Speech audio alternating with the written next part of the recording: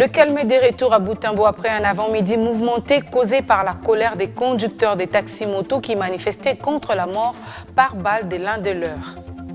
Le programme Starek va bientôt procéder à l'opération de désarmement et cantonnement des éléments de la milice des FRPI en Ituri depuis la signature de cet accord en février dernier avec le gouvernement congolais.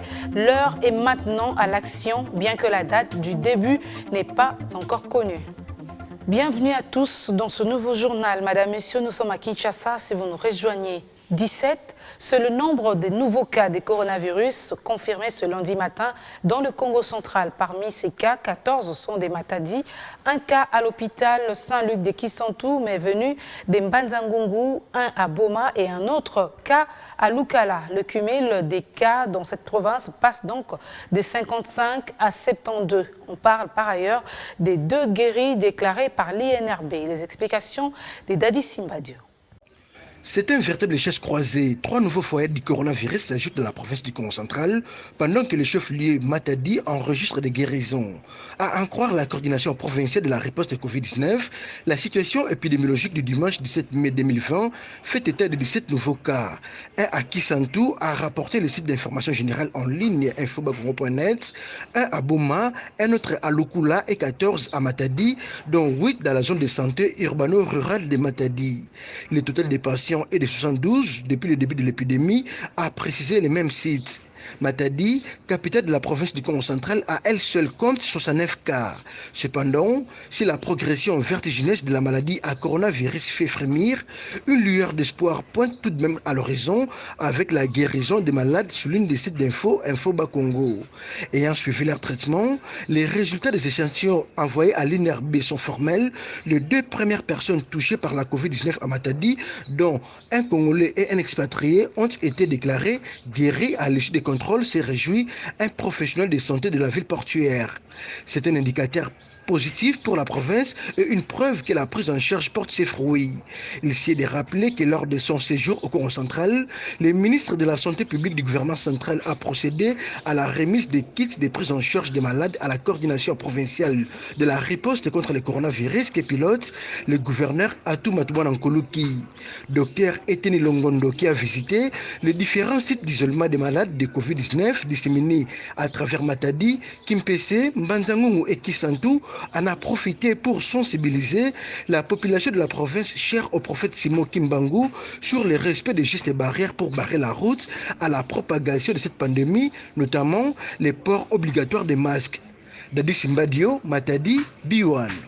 Depuis la suspension des vols passagers de Kinshasa vers l'intérieur du pays, l'aéroport de Bipemba Mbujimai n'a presque plus d'activité, hormis quelques vols de cargo.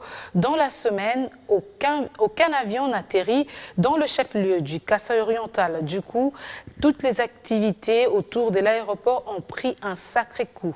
C'est un constat plutôt de notre permanent dans la région, Franck Mbambi. C'est depuis plusieurs semaines que l'aéroport de Bipemba ne reçoit plus de vols des passagers en provenance de provinces touchées par le Covid-19. Conséquence, la quasi-totalité des activités commerciales exercées tout autour de l'aéroport sont menacées de disparition. Ces jeunes hommes étant changeurs de monnaie. Rien ne tourne depuis la suspension des vols des passagers. Auparavant, je pouvais changer 200 à 300 $ le jour. Mais aujourd'hui, c'est à peine que je peux trouver 10 $. Les boutiques, les agences de voyage ainsi que de nombreux shops ont tiré les rideaux faute des clients qui s'est recrutés parmi les voyageurs. Même en tant que bagagiste, je suis réduite au chômage dans cette ville. Chaque matin, je viens tourner le pouce ici, attendant peut-être que les choses changent. Le secteur de transport en commun est également touché par cet arrêt d'activité à l'aéroport de Bipemba. Témoignage de motocyclistes. Il n'y a pas de passagers. Il n'y a pas de cargo même comme c'était prévu normalement. L'avion par jour, on reçoit même une seule ou 2 des cargos. Il n'y a pas de passagers. Nous fonctionnons quand il y a des cargos, il y a des réguliers et nous transportons les gens. Nous avons quand même eu quelque chose dans la poche. Tout en saluant l'isolement des provinces confrontées au coronavirus, la plupart de Mbujimaïens appellent à la reprise du trafic entre les villes non affectées par la pandémie. Poursuite judiciaire contre Joseph Kabila initiée par l'évêque Pascal Mukuna. L'affaire ouvre un couloir des commentaires entre les acteurs politiques des Mweneditu. Au FCC, on prévient que le pays sera en feu si l'ancien président de la RDC est arrêté. Et du côté de la société civile, on qualifie du culte des personnalités les propos du communicateur du FCC Ville des Mweneditu. Si Joseph Kabila est arrêté par la justice congolaise, le pays prendra fait, avait déclaré Robert Kabey Amsas la semaine dernière en tant qu'analyste politique et non comme communicateur du FCC et cadre du PPRD Ville de Mweneditu. Sa réaction faisait suite à la dénonciation du pasteur Pascal Mukuna. Je le fais comme analyste politique. Si Kabila est arrêté, je vous dis que le pays va encore prendre le feu. Donc évitons ça. Donc si réellement Kabila est arrêté, je vous le dis et je vous le confirme que ça sera très compliqué. Le pays sera en incertitude de développement et il y aura encore des foyers de tension, encore beaucoup de foyers de tension par. Propos mal digérés par la nouvelle société civile congolaise, coordination provinciale de l'Umami. Maître Humberto Bukasa, coordonnateur adjoint, a appelé ses cadres du PPRD à demander publiquement pardon à la population d'Itoise pour la tenue de ces propos. C'est une pensée déjà révolue. Je n'aime pas entrer dans ce débat-là de culte de personnalité. Non, que le CT Robert Kabey demande pardon publiquement. Parce que là, ça me dit en tant que politique ou quoi. Non, ça c'est la politique. Nous ne sommes plus à l'époque du culte de la personnalité. Nous parlons des idées, soyons réunis autour des idées. Le débat devrait être un débat d'idées, autour des personnes. C'est dans la même logique que même Ramazan Ishadar, vous vous rappelez, lorsqu'on tentait d'inquiéter Albert Yuma, et monsieur mettait la main sur Yuma, vous voyez que le PPRD est dans la logique de vente en guerre. Sur ces dossiers, le vice-président de l'éveil patriotique et président de l'Azado, maître Jean-Claude Katende, précise que l'enregistrement de toutes les personnes victimes du régime de Joseph Kabila commence ce lundi 18 mai. Et le lundi, le 18 mai, nous allons commencer l'enregistrement de toutes les victimes du régime de Joseph Kabila. Ça veut dire en d'autres termes que nous restons déterminés en sorte que M. Joseph Kabila rende compte de tous les cas de violation des droits de l'homme survenus pendant son régime. Pour rappel, l'évêque Pascal Mukuna, aujourd'hui dans la prison de Makala, avait déposé une dénonciation en date 17 mai dernier à la Cour constitutionnelle contre Joseph Kabila Kabange, reproché de la destruction du pays pendant ses 18 ans de règne. La justice congolaise, bien que devenue indépendante, mais fait preuve de certaines limites dans le traitement des dossiers judiciaires. C'est ce qu'a fait savoir le coordonnateur provincial de la dynamique pour le développement de l'Omami, maître Humberto Bukasa, qui propose par ailleurs la voie des dialogues en lieu et place des interpellations des personnalités congolaises. On l'écoute.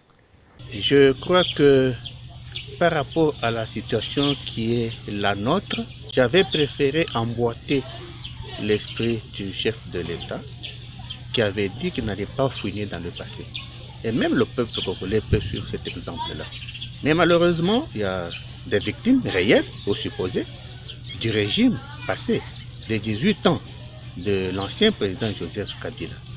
Alors, pour ces crimes-là, notre souci était de proposer la création d'un cadre, d'un mécanisme de résolution des conflits, donc un cadre extra-judiciaire du genre de la commission Vérité et Réconciliation, calqué par exemple sur le modèle sud-africain. Parce que si pour tous les crimes du régime Kabila doivent être portés devant la justice, eh bien la justice quelque part montrera ses limites et la justice ne résout pas tous les problèmes.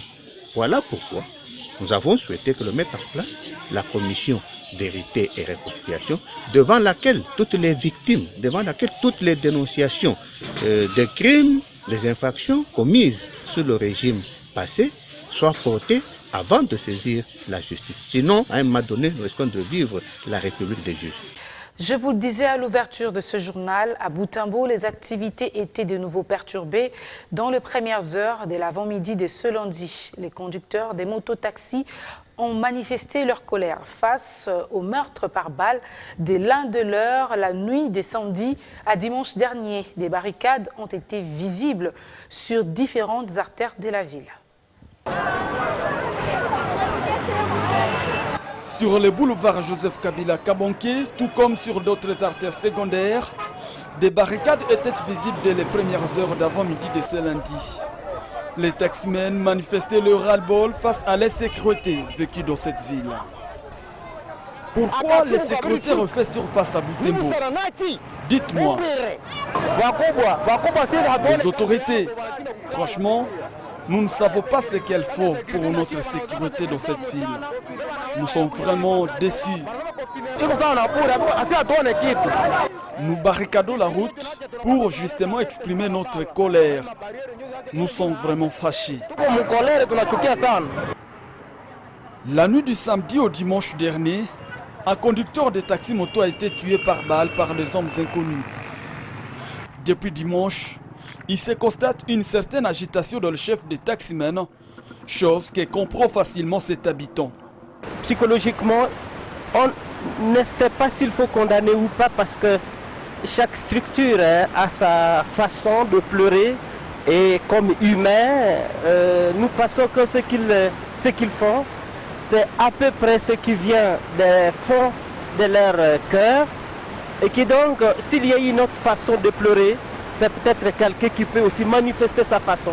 Mais moi, à mon avis, je me dis, à principe, l'acte posé n'est pas ce qu'on devait faire, mais ce qui fait que l'acte est posé, je ne condamne pas. Les activités sont restées paralysées aux premières heures d'avant-midi de ce lundi au centre-ville, chose que condamne cet habitant. Et par rapport aux barricades, je crois que c'est vrai, l'émotion est grande et nous demandons aux amis d'être calmes. Nous sommes dans une zone sécurisée. Je crois que nous devons plus utiliser la justice que de moyens ordinaires parce que ça ne nous avance à rien. Barricader, c'est embrouiller les gens qui vont à leur occupation. Barricader, c'est créer de l'embouteillage. L'assevissement du corps du jeune taximan tué la nuit de samedi à dimanche est intervenu ce même lundi dans un village situé à une dizaine de kilomètres au nord-ouest de la ville de Butembo. De l'après-midi, le calme est revenu au centre-ville et les activités commerciales et autres ont repris. Les partenaires de la mise en œuvre du programme Starek ont déjà tout mis sur pied pour la suite de l'opération des cantonnements et de la démobilisation des éléments de la FRPI dans le sud de l'Ituri. Le chargé des missions de Starek, qui a annoncé la nouvelle, parle d'un petit blocage dû à la pandémie de coronavirus. Les explications de Marcus Jean-Loïca. Après la signature de l'accord de paix entre les miliciens de la force de résistance patriotique de l'Ituri FRPI et le gouvernement congolais le mois de février dernier, l'ère est maintenant au désarmement et à la démobilisation de ces groupes armés opérant en Ituri dans les sites d'Iromo depuis plus de 18 ans. Le programme Starek et ses partenaires comme la MONUSCO ont déjà mis en œuvre les sites pour l'hébergement de ces combattants, renseigne le chargé de mission Starek en Ituri, Jean-Marc Mazio. Des sites aménagés par la MONUSCO dont à Karati, à 4 km de Geti comme lieu de désarmement, et à Kazana, vers la localité de Kagaba pour la suite de l'hébergement. Malgré qu'aucune date pour le début de cette opération n'est encore fixée par l'État congolais, M. Jean-Marc renseigne que le processus évolue à bon trait, tout en signalant un problème d'ordre logistique dû à la présence de la pandémie à coronavirus. C'est un processus. Nous avons déjà fini avec tout ce qu'on avait dit, par exemple, autour d'aménagement des sites. Au moment où nous parlons, tout se prépare pour le lancement des armements. Le seul défi qui nous reste, c'est que nous attendons les experts qui doivent venir de Kinshasa pour opérationnaliser les DDRSI. Et je sais qu'ils ont connu un peu de blocage, c'est seulement lié à la logistique, comme vous le savez, avec Covid. Le déplacement semble être un peu compliqué, mais tout est déjà préparé. Nous attendons seulement cette arrivée-là pour lancer des armements. Signalons que près de 100 éléments de la FRPI sont dans les sites d'Azita, non loin de Geti, depuis le 12 août 2019, répondant à la méthode du chef de l'État pour adhérer dans le processus de la paix et du développement.